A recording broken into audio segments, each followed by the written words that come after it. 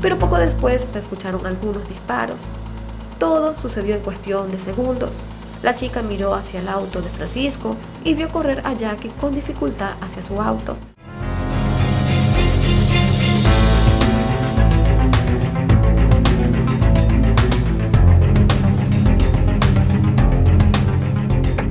El 8 de enero de 2023, alrededor de las 9:57 de la noche, la oficina del sheriff en un condado de Utah recibió una llamada anónima sobre unos disparos que se habían escuchado en un área de Dog Spring, al norte de Circle Bay. Casi al mismo tiempo, los agentes recibieron otra llamada en la que denunciaban la desaparición de una adolescente de 16 años llamada Jackie Núñez. La madre de Jackie, de nombre Irma, declaró que su hija había salido de casa durante la tarde y no había regresado en varias horas, además de que no respondía a su teléfono celular, lo que le preocupó bastante y por esto decidió reportar a su hija como desaparecida. Las autoridades llegaron a Dog Spring solo 15 minutos después de haber recibido la llamada donde informaban sobre los disparos. En el lugar, en medio de un camino de tierra, encontraron el cuerpo de una jovencita que había recibido un disparo en la cabeza. Desafortunadamente, cuando los oficiales llegaron al lugar, la joven ya no tenía signos vitales. Posteriormente se confirmó que el cuerpo encontrado era el de Jackie Núñez. Jackie tenía tan solo 16 años. Había nacido el 28 de octubre de 2006 en Utah. Su familia es de origen latino y sus padres, René e Irma, tenían otros 3 hijos mayores. Eran una familia muy alegre y unida. Jackie cursaba el segundo año de secundaria, donde se destacó por participar en múltiples deportes como el softball, voleibol y atletismo. Era conocida en la escuela por ser muy amigable, alegre y carismática. Además, debido a su participación en las diferentes disciplinas deportivas, conoció a mucha gente y tenía muchos amigos. En la secundaria, Jackie conoció a Francisco Aguilar, un joven de 17 años, nacido el 25 de agosto de 2005. Luego de conocerse, Francisco y Jackie se hicieron muy buenos amigos y poco después comenzaron una relación de noviazgo. Jackie presentó a Francisco a su familia y todos tenían la impresión de que era un joven educado, amable y muy respetuoso. Por esto fue bastante impactante para la familia saber que Francisco había sido el asesino de Jackie. Lo que había sucedido aquella noche fue que Jackie se reunió con Francisco en una zona remota, luego de que él la citara allí para verse. Al parecer, la pareja había tenido varios días de discusiones continuas y decidieron reunirse para intentar solucionar los problemas que tenían. Jackie llamó a una amiga suya para que la acompañara y esta chica la llevó en su auto al lugar donde se encontró con Francisco. Las 2 chicas llegaron al lugar. Jackie se bajó del auto de su amiga y se subió al auto de Francisco para conversar con él, pero poco después se escucharon algunos disparos. Todo sucedió en cuestión de segundos. La chica miró hacia el auto de Francisco y vio correr a Jackie con dificultad hacia su auto. Había recibido un disparo en su pierna. Justo antes de que Jackie pudiera abrir la puerta del auto, Francisco le disparó a las ventanas, por lo que la chica, quien también tenía 16 años, no encontró otra manera de reaccionar más que encender su vehículo y acelerar lo más que pudo. Tristemente, Jackie no pudo subir al auto de su amiga, y una vez que quedó completamente sola e indefensa con Francisco, este decidió dispararle en la cabeza, acabando inmediatamente con su vida. Luego de conocer todo esto, la policía encendió sus alarmas para localizar el auto en el que iba Francisco Aguilar y no pasó demasiado tiempo para que lo pudieran encontrar. A eso de las 11 de la noche se logró localizar su vehículo. Cuando los agentes intentaron detener el auto, el joven aceleró y se inició una persecución que terminó cerca de Salina, cuando las autoridades usaron clavos para desinflar las llantas del auto. En ese momento, Francisco Daniel Aguilar, de 17 años, fue arrestado por las autoridades. La policía no tuvo que presionar demasiado para lograr una confesión, de la cual no se sabe demasiado públicamente. Pero los detectives que lo interrogaron destacaron que Francisco no parecía arrepentido por lo que había hecho y tenía una actitud bastante fría cuando hablaba de lo sucedido. Se supo que justo antes de que fuera arrestado por las autoridades, Francisco llamó a un amigo suyo por teléfono para alardear que había asesinado a su novia. la fiscalía tomó la decisión de juzgar a Francisco como un adulto para buscar así la pena de muerte, por lo que el joven fue acusado de asesinato en primer grado, porque para la fiscalía el crimen fue premeditado. Francisco había citado a Jackie en un sitio remoto, llevó el arma de su padre y le disparó. Aún así tuvo la oportunidad de no quitarle la vida a Jackie luego de dispararle en la pierna, pero este joven decidió ejecutarla vilmente. Este caso se resolvió bastante rápido, ya que los hechos sucedieron en enero y ya en agosto hubo una sentencia, algo que no es tan usual como hemos podido ver en otros casos. Francisco obtuvo un acuerdo de culpabilidad para evitar así la pena de muerte, así que en junio de 2023 se declaró culpable de asesinato agravado, intento de asesinato agravado, descarga de un arma de fuego y asalto agravado. En una audiencia ese mismo mes, la fiscalía dijo que el crimen había sido premeditado. Afirmaron que la pareja había estado discutiendo en los días anteriores y que el día de los hechos, Francisco atrajo a Jackie al área donde la asesinó, con la promesa de hablar sobre los problemas que estaban teniendo, pero su intención era hacerle daño, así que llevó consigo una pistola de 9 milímetros que era propiedad de su padre. La justificación que dio el joven con respecto al hecho de haber llevado el arma era que esto había sido una táctica de miedo que él estaba usando para aterrorizar a Jackie, pero que su intención no era usarla contra ella. Francisco le dijo al juez que había actuado impulsivamente, pero cuando el juez insistió en preguntarle si podía darle alguna justificación a la familia de Jackie sobre sus acciones, el joven simplemente respondió: actué estúpidamente y por enojo. El juez le dijo que no había justificación para lo que había hecho y volvió a preguntarle que por qué había asesinado a su novia, a lo que Francisco respondió que había actuado de manera irracional y por ira, alegando que se sentía arrepentido de lo que había hecho. Durante una declaración de impacto a la víctima, la amiga de Jackie dijo que toda la situación había sido un trauma severo y con demasiada culpa, a lo que dijo: me dejaron con una sentencia de cadena perpetua que él mismo me impuso. Los horribles acontecimientos de esa noche vivirán para siempre en mi cabeza. En cuanto a esta amiga, no tenemos datos de su nombre ni de cómo se ve y su identidad porque es menor de edad y ante los medios se ha mantenido esto en privado. Cabe destacar que esta amiga fue duramente también criticada en redes sociales y en algunos medios de comunicación porque la gente consideró que ella había dejado sola a Jackie y que por su culpa la joven fue asesinada. Sin embargo, es importante resaltar que esta chica también era una jovencita de 16 años. Es muy probable que cuando Francisco comenzó a dispararle a su auto, rompiéndole varias ventanas, ella entrara en un estado de supervivencia por el shock que le causó toda la situación y no le dio tiempo de reaccionar de otra manera ante lo que estaba sucediendo. También como parte de la declaración de impacto a la víctima, Irma Núñez, la madre de Jackie, aseguró que sentía un agujero en su corazón y que estaba muerta en vida. Mi hija fue una gran persona dedicada a su escuela, a sus deportes, a su familia y a sus mascotas.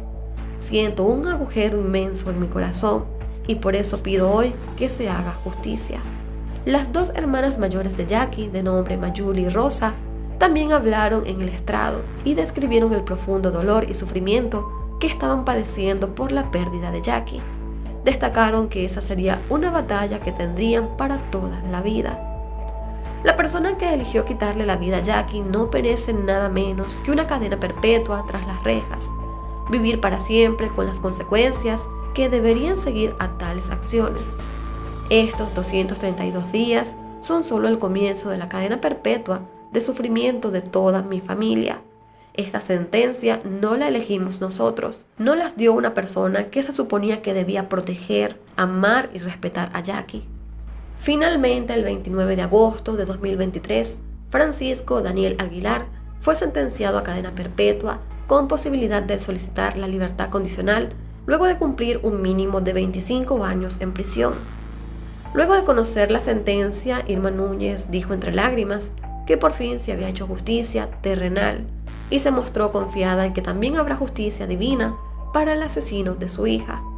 La mujer aprovechó el momento para enviarle un mensaje a todos los padres y pedirles que tengan mucho cuidado con sus hijas y que estén pendientes de con qué personas están.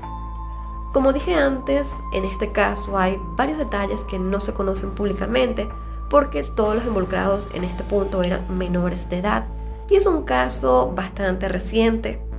Particularmente a mí me queda la duda de por qué Francisco planeó este crimen, o al menos por qué ellos estaban discutiendo.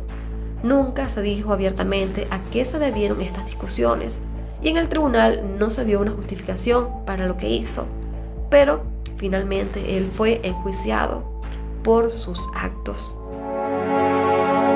Él era un sujeto bastante egocéntrico, que creía que todas las chicas debían caer rendidas a sus pies. Pensaba que podía tener a cualquier chica que quisiera y no aceptaba un no por respuesta.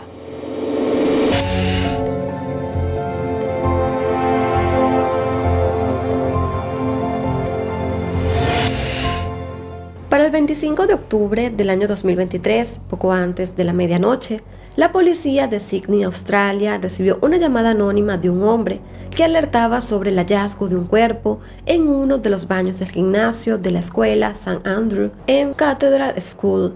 Cuando las autoridades llegaron al lugar, encontraron lo que sería el cuerpo de una mujer de poco más de 20 años y era evidente que había sido asesinada a golpes con un objeto contundente.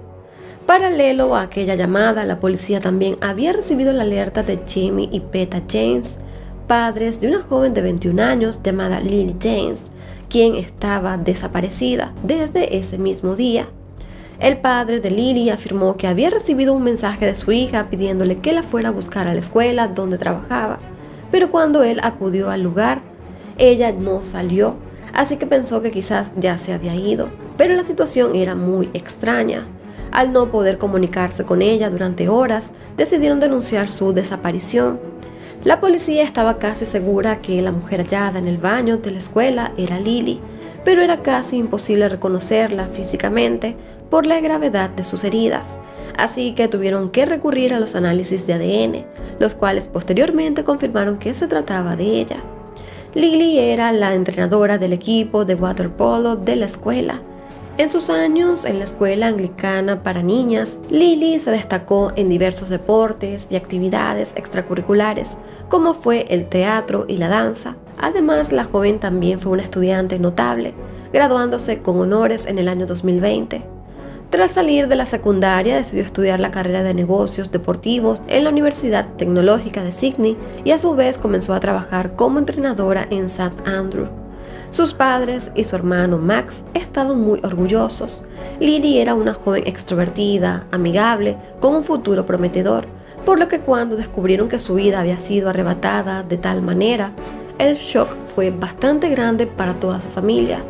Siguiendo ahora con la escena del crimen y iniciando también la investigación, la policía comenzó a rastrear la llamada anónima que habían recibido, ya que esta persona podía llegar a ser un testigo clave para resolver el crimen. Pero mientras lograban rastrearla, revisaron los videos de las cámaras de seguridad de la escuela. Estos videos fueron bastante reveladores. En ellos se ve a Lily entrando al baño del gimnasio alrededor de las 7 de la noche, pero detrás de ella había un joven que parecía acecharla. Justo después de que Lily entró al baño, se ve al sujeto entrar y al cabo de una hora salió solo, pero Lily jamás salió de aquel lugar. Fue encontrada más tarde con graves heridas en la cabeza, que se cree que pudieron ser provocadas con un martillo. Poco después de que la policía confirmó que la mujer hallada, muerta, era Lily James, también pudieron identificar al sujeto del video. Se trataba de Paul Jensen, de 24 años, otro entrenador deportivo de la escuela. Paul nació en Países Bajos. Era el único hijo de Esther y Steph, unos corporativos con buena posición económica. En el 2015 la familia se mudó a Australia y Paul comenzó a estudiar en St. Andrew, donde se graduó en el 2017. En esta misma escuela Paul se destacó en los deportes, sobre todo en el cricket, y poco a poco el joven se ganó el puesto de capitán en el equipo de la escuela, donde participó hasta su graduación. Luego Paul regresó a Países Bajos para iniciar sus estudios universitarios, pero en el 2020 volvió a Australia, luego de que la escuela St. Andrew le ofreciera un trabajo como entrenador asistente de cricket y hockey. También trabajaba como entrenador en St. Vincent's College, una escuela en Port Point y además estaba estudiando una maestría. Las vidas de Lily y Paul se cruzaron en St. Andrew como profesores del área deportiva y se encontraban en los pasillos y los gimnasios. Siempre se mostraron como simples compañeros de trabajo, pero lo cierto es que tuvieron una relación secreta que duró tan solo 5 semanas. Según algunos testigos, Lily intentó que la relación con Paul quedara en secreto para no comprometer su trabajo, sobre todo porque era sumamente responsable y no quería que todo esto se mezclara. En un principio, Paul manifestó estar de acuerdo con que la relación se mantuviera en secreto, pero pronto su ego masculino lo hizo hablar de más de la relación, y esto lo hizo con sus otros compañeros e incluso con sus alumnos. El joven parecía jactarse de tener una relación con la entrenadora, llegando a mencionar cosas íntimas que ninguno de sus alumnos debería de saber. Como era de esperarse, el rumor de lo que Paul decía comenzó a esparcirse por toda la escuela y llegó también a los oídos de Lily, quien se molestó muchísimo y decidió ponerle fin a su relación. Al parecer, durante los días previos a los hechos, Paul estuvo insistiéndole a Lily para que regresara con él, pero ella lo rechazó. Ahora, tras conocerse todo esto, para la policía, Paul era el principal sospechoso del asesinato de Lily. El problema era que él estaba desaparecido desde la noche de los hechos. Sin embargo, la policía tenía una pista que creía que podía guiarlos a Paul: la llamada anónima que habían recibido antes de encontrar el cuerpo de Lily. La policía pensaba que el hombre que hizo dicha llamada era este mismo hombre, Paul, así que pudieron rastrearlo hasta la cima del acantilado, que se llama The Gap, en la reserva Diamond Bay, esto ubicado a las afueras de Sydney, así que la policía acudió rápidamente a ese lugar. En la entrada de la reserva Diamond Bay encontraron aparcado el Lexus que Paul llevaba ese día, el cual por cierto no era suyo. En la cima también encontraron su mochila con varias de sus pertenencias y en un contenedor cercano se halló un martillo ensangrentado, que posteriormente se confirmó que era el arma homicida, pero Paul no fue hallado en ese lugar. Las autoridades buscaron a Paul por toda la zona con helicópteros y embarcaciones durante horas, pero fue el 27 de octubre de 2023 que se dio el hallazgo de su cuerpo. Al parecer, un grupo de comerciantes que trabajaba cerca de un sitio de construcción en la cima de la reserva vio un cuerpo en las rocas debajo del acantilado y alertaron inmediatamente a la policía, quien se organizó para recuperar el cuerpo. Durante el mediodía, el cuerpo fue recuperado por una unidad de rescate y enviado a la oficina forense. Posteriormente, gracias a las huellas dactilares, fue identificado como Paul Townsend y se determinó que el joven se habría arrojado del acantilado voluntariamente para así quitarse la vida.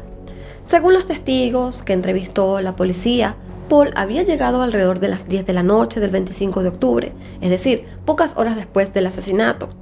Los registros policiales determinaron que el joven se comunicó con la policía a las 11 de la noche, que fue cuando hizo la llamada anónima, aunque no se sabe exactamente qué hizo después que salió de la escuela a las 8 de la noche. Desafortunadamente, Paul ya no está con vida, para así poder aclarar muchas de las incógnitas que dejó este crimen, como por ejemplo, cuál fue la motivación de este terrible crimen, aunque se ha especulado.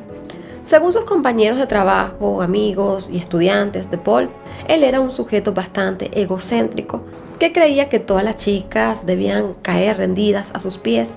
Pensaba que podía tener a cualquier chica que quisiera y no aceptaba un no por respuesta. Se llegó a decir que Paul acosaba a sus alumnas menores de edad y que llegó a interesarse románticamente por más de una. Ahora, no queda claro si Paul llegó a mantener una relación con alguna de estas estudiantes, pero creo que es bastante probable que esto haya sucedido. Para muchas personas, la motivación del crimen fue el rechazo de Lily cuando él le pidió regresar.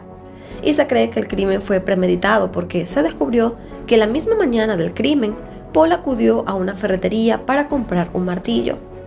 La investigación policial también arrojó que Paul había tomado el teléfono de Lily después de matarla, y es allí cuando le envió el mensaje de texto al padre de esta para decirle que la recogiera en la escuela. Los expertos que analizaron el caso creen que Paul envió ese mensaje para asegurarse que encontraran el cuerpo de la joven. Y esto sí podría ser cierto, porque como sabemos, 4 horas después de cometer el crimen, llamó a la policía de manera anónima para comunicar que había un cuerpo en el baño de la escuela. Los expertos también han analizado la decisión posterior de Paul de arrojarse al acantilado. Como muchos otros asesinos, luego de cometer el crimen no están dispuestos a afrontar las consecuencias de sus actos, así que decidió acabar con su vida para no ir a prisión. Es muy probable que Paul, siendo un chico de solo 24 años, con un estatus económico alto y con una imagen aparentemente buena, no quisiera afrontar todo lo que pasaría si fuera arrestado por la policía, y por eso tomó esa decisión. Por su parte, la familia y amigos de Lily se mostraron muy conmovidos por toda la ayuda y las muestras de cariño de la comunidad hacia ellos y también hacia Lily, aunque pidieron que se les respetara su privacidad en esos momentos tan duros. Describieron a Lily como una chica extraordinaria y bondadosa, que siempre estaba dispuesta a ayudar a los demás y era muy querida por todas las personas que la conocían. La escuela St. Andrew manejó la situación interna con sus alumnos, brindando ayuda psicológica para todo aquel que lo pudiera necesitar, para así sobrellevar el shock que provocó este lamentable suceso. Luego del crimen, los alumnos de la escuela solicitaron la demolición del baño donde ocurrieron los hechos, y en noviembre del año 2023, la escuela aceptó demolerlo. El caso de Brittany Drexel. Brittany Drexel nació el 7 de octubre de 1991 en Nueva York. Sus padres, John y Dawn, eran adolescentes cuando Brittany nació y poco después se separaron, y Dawn se casó con Chad Drexel, quien adoptó legalmente a Brittany como su hija. Chad prestó servicio militar, pero luego de que lo terminó, la familia se mudó al suburbio de Chile, en Rochester. Según sus familiares, Brittany era una joven muy divertida, que le encantaba ser el centro de atención. Le gustaban los deportes, especialmente el fútbol, y sus planes para el futuro eran ser enfermera o cosmetóloga. Brittany nació con vítreo primario persistente hiperplástico, una condición que causa problemas de dilatación ocular y cataratas, que con los años afectó su ojo derecho, por lo que tuvo que ser sometida a varias cirugías. Sin embargo, Brittany había perdido gran parte de su vista de ese ojo y usaba unos lentes de contacto. En cuanto a su relación con su padre biológico, Brittany dejó de verlo y perdió contacto con él desde los 6 años, pero 10 años después, él se acercó nuevamente y retomaron su relación padre-hija. Pero, desafortunadamente, John no esperaba que el tiempo con su hija se acabara tan rápido. Para el momento de los hechos, Brittany tenía 17 años y tenía un noviazgo con un chico de su escuela llamado John Grieco. Llegado abril del año 2009 y para las vacaciones de primavera, Brittany le preguntó a su madre si podía ir con algunas amigas a Myrtle Beach, Carolina del Sur, por las vacaciones, pero Dawn le dijo que no, ya que no conocía bien a las demás chicas y además no iban en compañía de ningún adulto responsable. En entrevistas posteriores, Dawn llegó a confesar que tenía un mal presentimiento sobre ese viaje, y esa fue una de las razones por la que se negó a dejarla ir. La negativa de Dawn provocó varias discusiones entre ella y Brittany durante varios días, hasta que llegado el Spring Break le preguntó a su madre si podía quedarse unos días en casa de una amiga, ya que no iría al viaje. Dawn accedió y el 23 de abril Brittany salió de su casa. Desafortunadamente, esto fue una mentira que Brittany le dijo a su madre para poder escaparse e ir al viaje de Myrtle Beach a escondidas. Las adolescentes se hospedaron en el hotel Bar Harbor y Brittany llamaba a su madre un par de veces al día para contarle cómo le había ido. Incluso en una ocasión le dijo que estaba en la playa, a lo que Dawn pensó que se refería a alguna playa del área de Rochester, por lo que no se preocupó demasiado. La noche del 25 de abril del año 2009, Brittany le dijo a sus amigas que iría a visitar a otro amigo que se había hospedado en el Bloodwaters Resort, un hotel cercano a donde ellas se estaban hospedando. Cerca de las 8 de la noche, Brittany salió del hotel Bar Harbor y caminó cerca de 2 kilómetros. Mientras tanto, se mantenía en contacto con su novio a través de mensajes de texto constantes. En este punto me parece importante resaltar que John Grieco el novio de Brittany no fue al viaje. Él se había quedado en Rochester porque tenía otros compromisos. Así que alrededor de las 9 de la noche, Brittany le avisó a su novio que estaba caminando de regreso a su hotel. Pero después de esos mensajes, John no tuvo más noticias de Brittany. Durante las siguientes horas, la preocupación de John aumentó, ya que la situación era sumamente extraña, así que decidió llamar a las amigas de Brittany para saber si todo estaba bien, pero ellas aseguraron que Brittany no había regresado al hotel.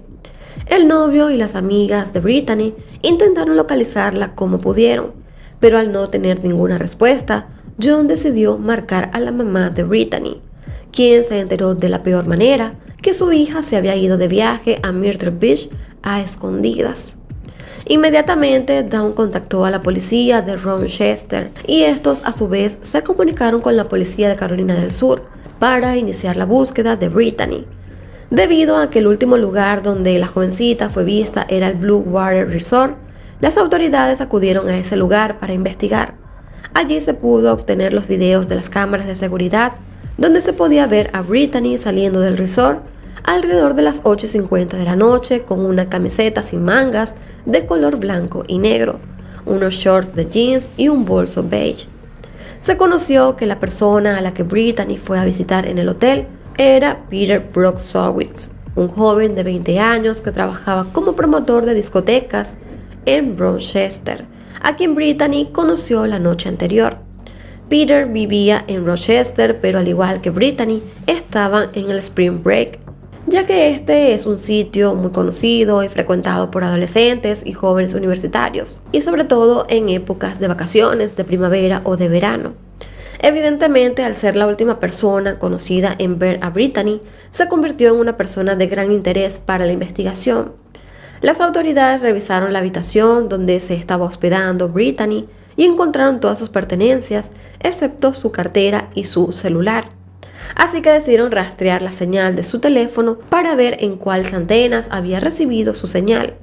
Estos registros arrojaron que el celular estuvo activo por última vez en McClellanville, un pueblo ubicado en Charleston, Carolina del Sur. Se hicieron búsquedas alrededor de esa zona, pero lamentablemente no se encontró nada relevante. La señal del celular determinó que el teléfono de Brittany estaba en un auto que condujo hasta el sur de Myrtle Beach, en un área a lo largo de la Ruta 17, muy cerca de la línea del condado de Georgetown, Charleston. La señal se detuvo abruptamente temprano en la mañana del 26 de abril. Posteriormente, Dawn se mudó al área donde aparentemente desapareció su hija para así seguir buscando información sobre el paradero de su hija y para estar al tanto del progreso de la investigación. Dawn creía firmemente que Peter tenía algo que ver con la desaparición de su hija, pero este joven aseguraba que no tenía nada que ocultar y que Dawn y la policía local habían dañado su reputación. Después de esta terrible tragedia, los años pasaron y las autoridades seguían sin tener pistas sobre el caso de Brittany. A raíz de esto surgieron teorías como que había sido víctima de trata de personas, ya que Dawn dijo que sospechaba que Brittany había ido a Myrtle Beach porque alguien le había ofrecido un trabajo como modelo. Sin embargo, las autoridades no creían que esto fuera posible, ya que no había casi ninguna denuncia relacionada a la trata de personas en esa zona, por lo que era poco probable que hubiesen personas que se dedicaran a eso. Mientras transcurrían los años, la policía seguía investigando la desaparición de Brittany, aunque no hacían declaraciones públicas al respecto, hasta que el 8 de junio de 2016, el FBI realizó una conferencia de prensa. En esta conferencia, las autoridades anunciaron que tenían suficiente información para creer que Brittany había sido asesinada, por lo que el FBI dejó a un lado el caso de desaparición e intentó una investigación por homicidio, ofreciendo como recompensa $25,000 por cualquier información que pudiese ayudar a resolver el caso. Si bien las autoridades no dieron mucha información en esta rueda de prensa, 2 meses después, a finales de agosto de 2016, anunciaron que sospechaban de Timothy Dashawn Taylor, un joven afroamericano de 23 años, quien en el 2011 había sido condenado a libertad condicional por un robo. Timothy fue acusado de conducir un auto y darse a la fuga junto a otros delincuentes, quienes robaron un McDonald's y dispararon a un empleado en la pierna durante el robo. El joven se declaró culpable y colaboró con las autoridades para declarar en contra de sus compañeros, y es por esto que fue sentenciado a 18 meses de libertad condicional. Poco tiempo después de esta rueda de prensa, se filtró a los medios que un recluso de una prisión de Carolina del Sur fue quien acusó a Timothy.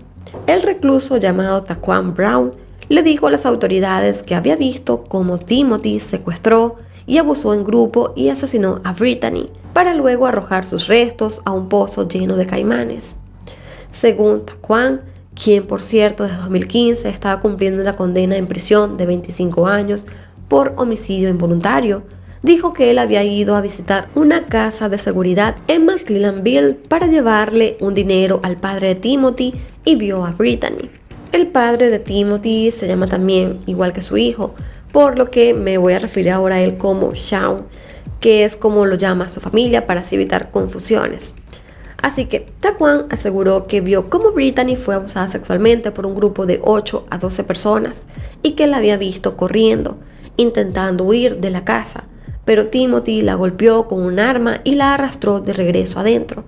Todo esto supuestamente ocurrió el 27 de abril de 2009, es decir, 2 días después de su desaparición.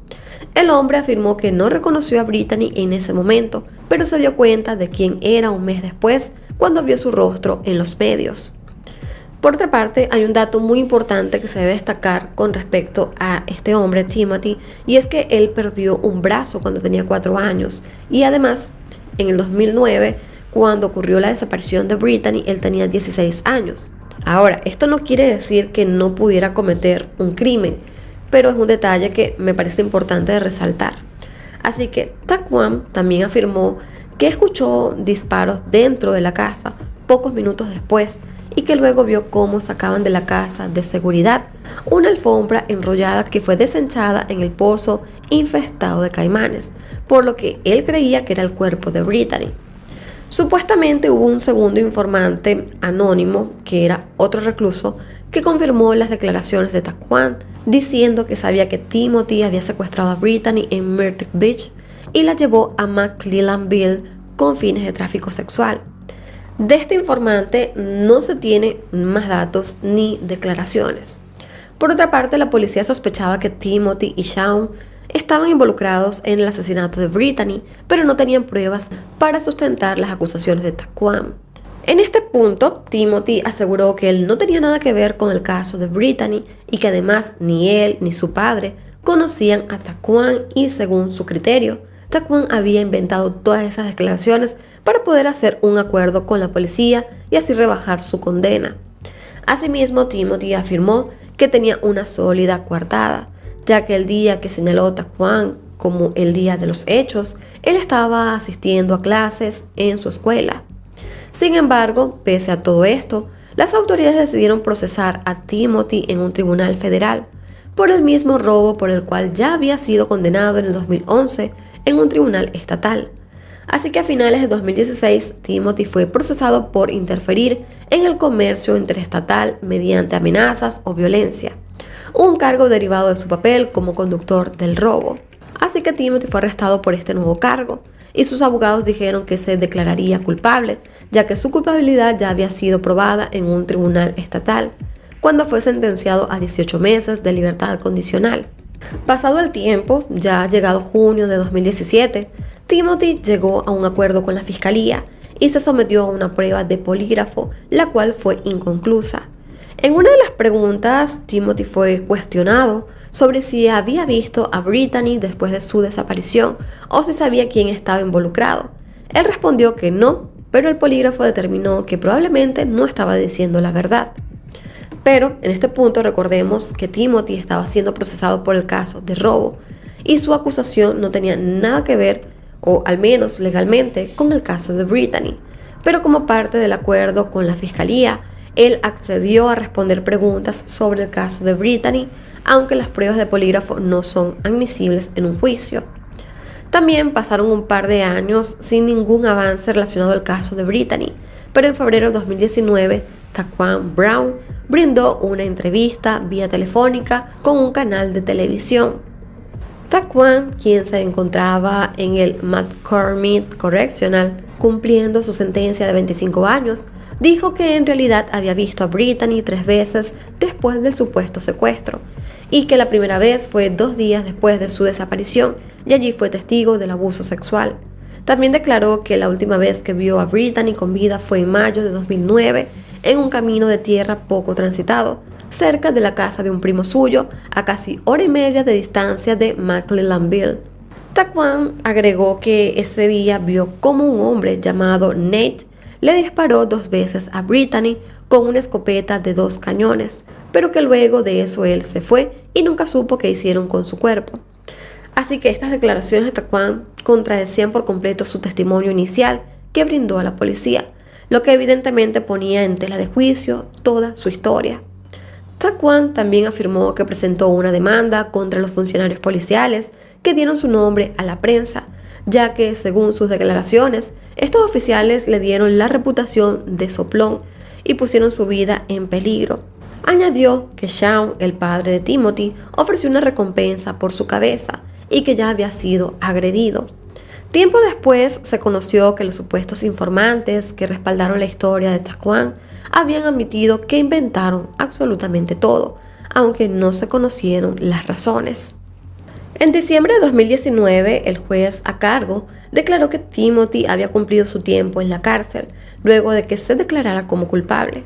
En un intento por retomar el caso de Brittany, el cual ya tenía 10 años sin resolución, las autoridades revisaron los videos de las cámaras de vigilancia de Ocean Boulevard, donde Brittany caminó al salir del resort, y también revisaron los datos de la señal de teléfono del adolescente.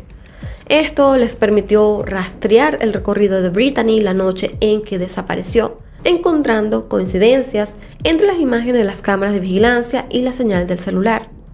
Con el rastreo de su celular, se pudo determinar que Brittany iba caminando, hasta que en un momento comenzó a moverse a una velocidad que demostraba que se había subido a un auto. Esto les permitió a los investigadores encontrar una ventana de 1 minuto donde se determinó que Brittany se subió a un vehículo alrededor de las 9 de la noche. Los investigadores revisaron nuevamente las cámaras de seguridad, ya teniendo este margen de horario, y pudieron ver un solo auto que pasaba por el lugar donde se cree que Brittany dejó de caminar. El auto pudo ser identificado y se descubrió que pertenecía a Raymond Moody, un hombre de 62 años y delincuente sexual registrado, quien había sido condenado a 21 años de prisión por secuestrar y violar a una niña de 9 años en California en 1983. Moody había sido persona de interés en el caso de Brittany porque la policía lo ubicó cerca del lugar donde desapareció la adolescente. Y en el año 2011 se ejecutó una orden de registro en el motel donde vivía, pero no se encontró nada que lo vinculara al caso. Esta información se dio a conocer al público luego de su arresto, pero lo cierto es que la policía sí lo había tenido en la mira. Ya en abril del año 2022, el FBI contactó a Angel Baus, la exnovia de Moody, y la convencieron de usar un micrófono para grabar a Moody hablando sobre el crimen de Brittany. Esto dio a pie a que se ejecutara una orden de allanamiento en la casa de Moody, la cual tampoco arrojó ninguna evidencia, pero sí logró que Moody confesara el asesinato de Brittany el 5 de mayo de 2022. Según las declaraciones de este hombre, la noche del 25 de abril de 2009, él y Ángel iban conduciendo por Myrtle Beach cuando vieron a Brittany. Moody estaba fumando marihuana en su auto y Brittany percibió el olor, se acercó al auto y dijo: «Huele a buena hierba», a lo que Moody le preguntó: «¿Quieres un poco? Entra». Y antes de que él dijera alguna otra palabra, Brittany subió a la parte trasera del vehículo. Ya dentro del auto, los tres comenzaron a hablar y la pareja invitó a Brittany a un campamento, a lo que ella aceptó sin ningún problema. Una vez en el campamento, siguieron fumando marihuana. Moody admitió que esperaba poder tener relaciones sexuales con Brittany, y luego de que Ángel se fuera del lugar, él abordó a Brittany con insinuaciones sexuales, pero ella se negó. Ante la negativa de la chica, Moody la agarró fuertemente, le obligó a quitarse la ropa y procedió a abusar sexualmente de ella. Según Moody, las cosas se salieron de control, ya que él entró en pánico al darse cuenta de lo que estaba haciendo y terminó estrangulándola. Posteriormente, envolvió su cuerpo en una manta y la escondió en el bosque. Al cabo de un rato, Ángel regresó al sitio. Moody le dijo que unos amigos de Brittany habían ido a buscarla. Horas más tarde, Moody regresó al campamento, movió el cuerpo de Brittany y lo enterró en otro lugar. También dijo que había dejado el teléfono, la ropa y el bolso de Brittany en una caja de donaciones, aunque quemó sus documentos de identificación. Sin embargo, cuando fue cuestionado nuevamente por uno de los oficiales, Moody admitió que había tirado el teléfono de Brittany al río. Con respecto a la ubicación donde estaba el cuerpo de la joven, Moody acordó que solo diría dónde podían encontrar el cuerpo si el FBI no procedía en contra de Ángel Baus. La fiscalía accedió a llegar a un acuerdo y el 11 de mayo de 2022, Moody los dirigió a una zona boscosa en Georgetown, donde encontraron los restos de Brittany enterrados en una fosa de poco más de 1 metro de profundidad. Los análisis posteriores y los registros dentales determinaron que efectivamente se trataba de Brittany y además se confirmó que había ADN de Moody. El 16 de mayo de 2022, la oficina del sheriff del condado de Georgetown ofreció una rueda de prensa junto a la familia de Brittany, donde dieron a conocer el descubrimiento de sus restos y el arresto de Moody. Raymond Moody posteriormente fue acusado de secuestro, asesinato y conducta sexual delictiva en primer grado. Moody renunció a su derecho de tener una audiencia de lectura de cargos e imposición de fianza. Y para el 19 de octubre de 2022 se declaró culpable de todos los cargos y antes de recibir su sentencia decidió dar unas breves palabras. A lo que el hombre terminó expresando: cumplí 20 años y pensé que era suficiente, pero no lo fue. Era un monstruo entonces y era un monstruo cuando le quité la vida a Brittany Drexel. No tengo palabras para expresar lo horrible que me siento y me he sentido desde ese día. Lo siento mucho. Como parte de la declaración de impacto a la víctima, los padres de Brittany hicieron declaraciones en el tribunal. Por su parte, Chuck Drexel, el padre adoptivo de Brittany, aseguró que estaba devastado por la desaparición de su hija y que toda la situación llevó a que su matrimonio y su salud se vieran afectados. Asimismo, Chad dijo que Moody era un monstruo enfermo pervertido. Was and is, and I'm sorry, a perverted sick monster. That this should never happen to anyone ever again. Por otra parte, Dawn, la madre de Brittany, dijo que tenía serias dudas de que su hija se hubiera ido de manera voluntaria con este sujeto. Dawn también afirmó que estoy muy contenta de que mi hija fuera luchadora y se defendiera. Ella luchó por su vida. Ahora sabemos que te arrancó la cara, la cabeza y el cuello. Siempre llevarás las cicatrices de lo que te hizo mi hija y espero que ella te persiga. Además, le pidió al juez que Moody fuera sentenciado a la pena máxima, ya que esperaba que él pudiera sufrir todos los días el resto de su vida por la miseria que le causó a tanta gente, incluyendo a Timothy Taylor, quien fue sospechoso de la policía y la opinión pública por muchos años. I ask you, Judge Cochran, to sentence Raymond Moody to the fullest extent of the law, not a day less, to make sure his last breath is taken in the cage where he belongs, where he will never harm another beautiful girl. Finalmente, el juez a cargo condenó a Raymond a 2 periodos consecutivos de 30 años por los cargos de secuestro y conducta sexual delictiva y a cadena perpetua por el cargo de asesinato. En mayo de este año 2024, luego de que se diera a conocer la identidad del verdadero responsable del asesinato de Brittany, Joanne Taylor, la madre de Timothy, declaró en una rueda de prensa diciendo que sus pensamientos estaban con la familia de Brittany y llegó a decir: la lucha de años contra las falsas acusaciones y el frenesí mediático nos han traumatizado, afectando todos los aspectos de nuestras vidas. Cuestionó públicamente sin razón a nuestra familia, el carácter de nuestra familia y nos han sacudido hasta la médula.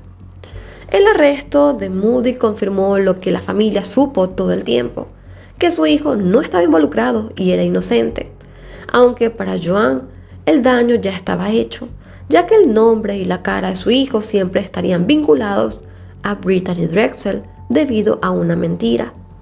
Hasta los momentos, las autoridades no han reconocido que cometieron un terrible error con Timothy. Tampoco se sabe si procederán judicialmente en contra de Taquan Brown por acusarlo falsamente.